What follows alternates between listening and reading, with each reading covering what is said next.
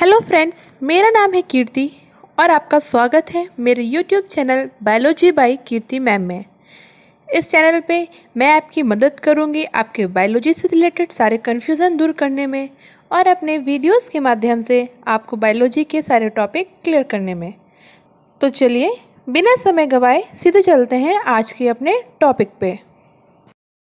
Friends, आज का हमारा टॉपिक है DNA, deoxyribo nucleic acid. Nucleic acid are the organic material present in all organisms in the form of DNA और RNA. जो nucleic acid organic material है वो सभी ऑर्गेनिज्म में, सभी लिविंग ऑर्गेनिज्म में प्रेजेंट रहता है in the form of DNA और RNA. ठीक है, These nucleic acids are formed by the combination of nitrogenous bases, sugar molecules and the phosphate group. और ये न्यूक्लिक एसिड बना किसका होता है? ये तीन चीज़ों का बना होता है। किसका किसका?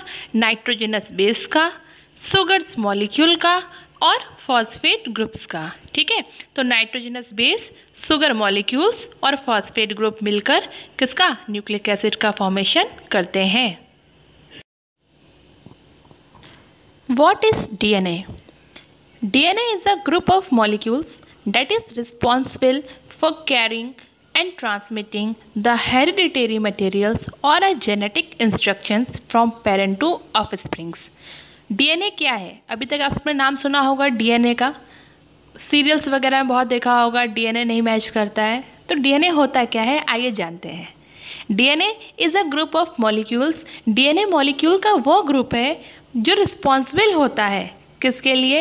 हेरिडिटरी मटेरियल्स के लिए, यानी जो आनुवांशिक लक्षण हैं, कैरेक्टर्स हैं, उसको एक जनरेशन से दूसरी जनरेशन तक, यानी पेरेंट्स से पैतृक जनरेशन से ऑफ स्प्रिंग्स तक लाने के लिए कौन रिस्पॉन्सिबल होता है? DNA। हमारे अंदर जो लक्षण हमारे पेरेंट्स से आते हैं वो DNA के थ्रू ही आते हैं। So DNA is a group of molecules that is responsible for carrying and transmitting the hereditary materials और the genetic instructions from parents to of springs.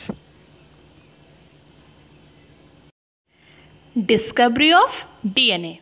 DNA was first recognized and identified by Swiss biologist Johann Friedrich Marcher in 1869 during his research on white blood cell. तो किसने DNA की discovery की थी? Scientist थे, Swiss biologist थे। कौन? Johann Friedrich मार्शर।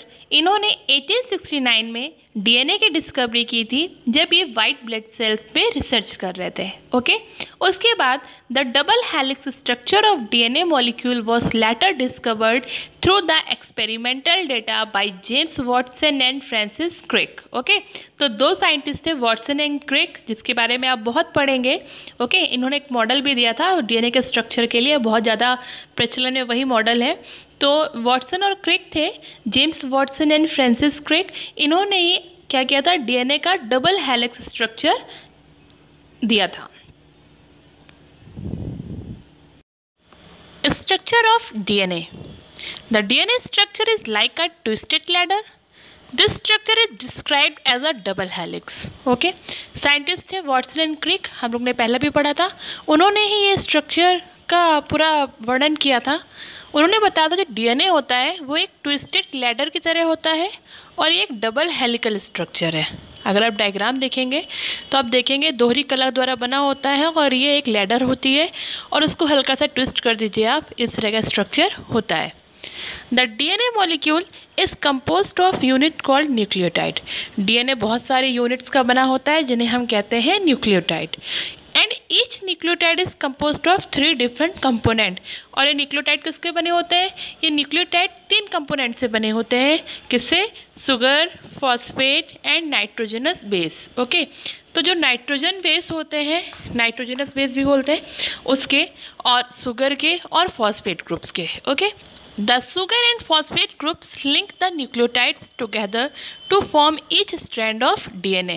अब ये सुगर और फॉस्फेट ग्रुप होते हैं, ये न्यूक्लियोटाइड से अटैच हो जाते हैं और क्या बनाते हैं? DNA के स्ट्रैंड बनाते हैं। Okay, adenine, thymine, guanine, cytosine, ये 4 तरह के नाइट्रोजन बेस इसमें प्रेजेंट होते हैं। These 4 nitrogenous bases pair together in following way, A with T, C with G. तो ये जो 4 नाइट्रोजनस बेस होते हैं, एडेनिन, थायमीन, ग्वानिन, साइटोसिन, इसमें एडेनिन हमेशा थायमीन के साथ और साइटोसिन हमेशा ग्वानिन के साथ अटैच रहता है। एडेनिन थायमीन से डबल हाइड्रोजन बॉन्ड के थ्रू एंड साइटोसिन ग्वानिन से ट्रिपल हाइड्रोजन बॉन्ड के थ्रू अटैच रहता है। This base pair are essential for DNA double helical structure which resemble a twisted ladder. ठीक है, तो ये जो पेयर होते हैं ये बहुत ज़्यादा ज़रूरी होता है, इन्हीं से क्या होता है double helix structure twisted ladder बनता है।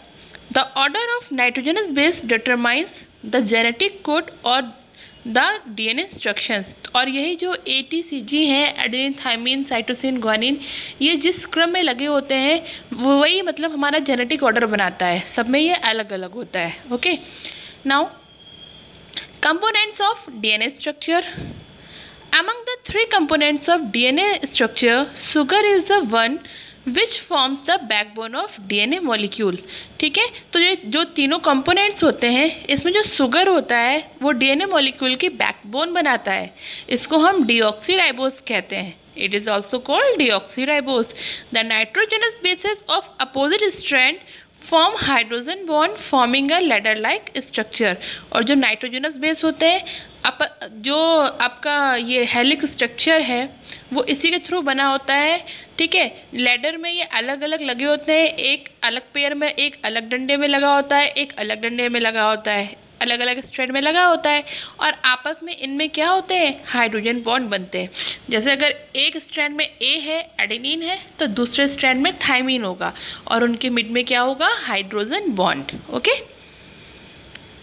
Next, the DNA molecule consist of 4 nitrogenous base. हम लोग पहले ही पढ़ चुके हैं कौन कौन से इसमें नाइट्रोजन बेस होते हैं, adenine, thymine, cytosine and guanine, which ultimately forms the structure of a nucleotide. The adenine and guanine are purine and cytosine and thymine are pyrimidine. इसमें जो एडेनिन गुआनिन होते हैं वो क्या होते हैं प्यूरिन होते हैं और साइटोसिन और थायमीन क्या कहलाते हैं पिरिमिडिन कहलाते हैं। Next, the 2 strand of DNA runs in opposite direction. जो दोनों स्ट्रैंड होती हैं डीएनए की वो अपोजिट डायरेक्शन में रन करती हैं। This strand are held together by the hydrogen bond. और ये आपस में अटैच कैसे होती हैं हाइड्रोजन बॉन्ड से। ठीक है, the strand are helically twisted, helically twist होती हैं, which are strand forms are right handed coil. जो दोनों स्ट्रैंड होती हैं अपने राइट हैंड पे क्या होती हैं ट्विस्ट होती हैं। ठीक है, and 10 nucleotides makeup a single turn. और एक टर्न में कितने न्यूक्लियोटाइड अटैच होते हैं 10। ठीक है, सो 10 न्यूक्लियोटाइड मिलकर एक हेलिक्स का फॉर्मेशन करते हैं। Next, the pitch of each helix is 3.4 nm। Okay, जो ये 10 न्यूक्लियोटाइड्स जो होते हैं आपस में अटैच होते हैं, सब मिलकर एक हेलिक्स बनाते हैं, तो ये पूरा कंप्लीट इसकी डिस्टेंस होती है 3.4 नैनोमीटर। कितनी होती है 3.4 नैनोमीटर।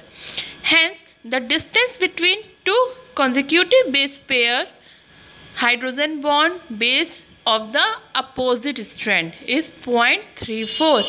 यानी अगर 10 के मिड की डिस्टेंस है कितनी 10 कंप्लीट की डिस्टेंस है 3.4 नैनोमीटर, तो सिंगल की होगी 0.34 nanometre. Okay, next, width of DNA molecule is 20 angstrom. जो इसकी चौड़ाई होती है वो कितनी होती है 20 एंगस्ट्रॉम। Okay, clear. नेक्स्ट है हमारा चारगैफ रूल्स। चारगैफ रूल क्या है आइए पढ़ते हैं। Erwin Chargaff a biochemist discovered that the number of nitrogenous base in the DNA was present in equal quantities. Okay, इसमें जो नाइट्रोजनस बेस की जो क्वांटिटी होती है वो कैसी होती है इक्वल होती है। The amount of A is equal to T. जितना एडेनिन होगा थायमीन भी उतना होगा। Where is the amount of C is equal to G. जितना साइटोसिन होगा ग्वानिन भी उतना ही होगा। यानी adenine is equal to T, जितना एडेनिन होगा उतना थायमीन होगा, and cytosine is equal to guanine. Clear. In other words, the DNA of any cell from the organism should have 1:1 of purine and pyrimidine base। यानी purine और pyrimidine के बीच का ratio कितना होना चाहिए 1:1। DNA function।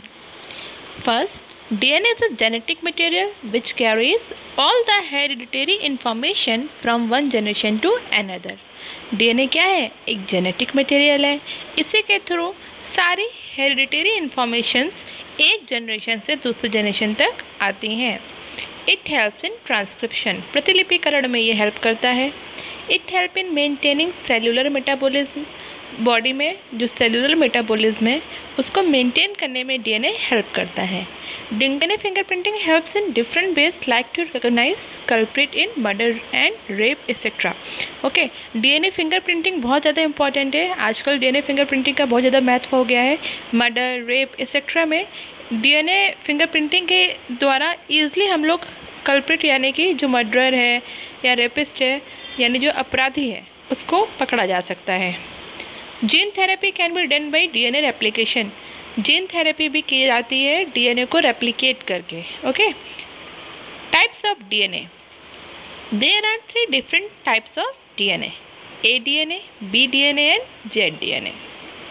A DNA, it is a right-handed double helix dehydrated DNA takes an A form that protect the DNA during extreme condition। जो A DNA होता है वो राइट हैंडेड डबल हेलिक्स होता है। Okay, dehydrated DNA takes A form, जो dehydrated DNA होता है उसमें वो कौन सा फॉर्म बना लेता है? A फॉर्म बना लेता है और ये DNA को एक्सट्रीम कंडीशन से बचाता है। Next is B DNA, this is the most common DNA conformation and is the right handed helix. हम लोग जो बेसिकली जो कॉमन डीएनए पढ़ते हैं वो बी डीएनए ही होता है, उसी का स्ट्रक्चर हम लोग पढ़ते हैं, double helical structure. Majority of DNA has a B type conformation under normal physiological condition. जो नॉर्मल कंडीशंस रहती हैं तो उसमें जो डीएनए होता है वो होता है B DNA. Z DNA, it is a left handed DNA. दो डीएनए, ए डीएनए और बी डीएनए तो राइट हैंडेड थे, लेकिन जो जेड डीएनए है वो लेफ्ट हैंडेड होता है। Where the double helix winds to the left in a zigzag pattern, वो डबल हेलिकल फॉर्म में होता है और ये जिगजैग पैटर्न में होता है।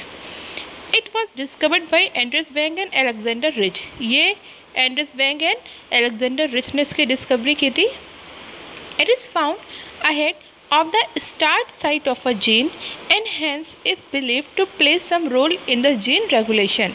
ये बेसिकली जीन के स्टार्टिंग साइट में पाया जाता है, इसलिए ऐसा बिलीव करते हैं, ऐसा माना जाता है कि ये जीन के रेगुलेशन में भी हेल्प करता है। तो फ्रेंड्स, आशा करती हूँ आपको डीएनए समझ में आया होगा। अगर कोई भी प्रॉब्लम है तो प्लीज़ मुझे मेल करिएगा या फिर कोई कमेंट करिएगा, मैं उसका रिप्लाई ज़रूर करूँगी। ओके, आप लोग को जो भी टॉपिक में प्रॉब्लम आ रही हो, कोई भी टॉपिक, तो प्लीज़ मुझे आप मेल करिए, मैं उसमें ज़रूर वीडियो बना के आपकी हेल्प करूँगी। मेरे एक फ्रेंड ने मुझे मेल किया था डीएनए के लिए, मैंने इसीलिए डीएनए का वीडियो जल्दी से जल्दी बनाया है। आई विश आपको डीएनए ज़रूर समझ में आया होगा।